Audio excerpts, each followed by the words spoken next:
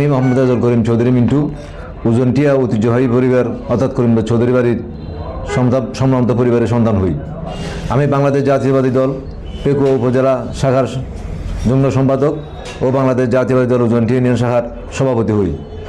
গতকাল 14/12/2025 ইংরেজি তারিখে অগ্রযাত্রা নামক একটা অনলাইন বইফোড়া চ্যানেলে আমি ও আমার সাধারণ সম্পাদক জনাব জাফর আলম চৌধুরী MUP এবং আমাদের উপজেলা বিএনপির সম্মানিত সভাপতি জনাব বাদু শাহকে জড়িয়ে মানহানিকর ও বিভ্রান্তিকর সংবাদ প্রচার করেছেন। উক্ত সংবাদে বলা হয়েছে আমি উজনটিয়া লঞ্চঘাটে বিভিন্ন নৌযান বলগেট থেকে টাকা আদায় করি। প্রকৃতপক্ষে উক্ত লঞ্চঘাটটি সরকারি সংশ্লিষ্ট মহল থেকে আমি ইজারা গ্রহণ করি, যা বর্তমানে হাল কারশনে আছে।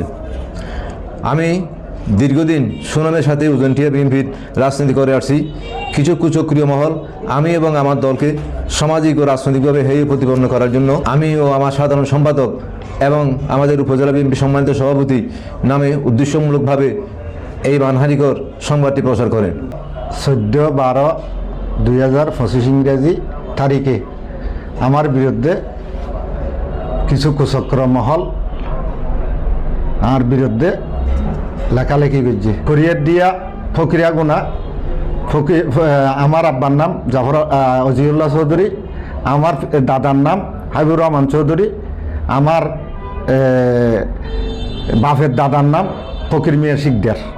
আর অরিজিনালি ব্যবসায়ী এবং পৈতৃক সম্পত্তির মালিক আর বাপত্য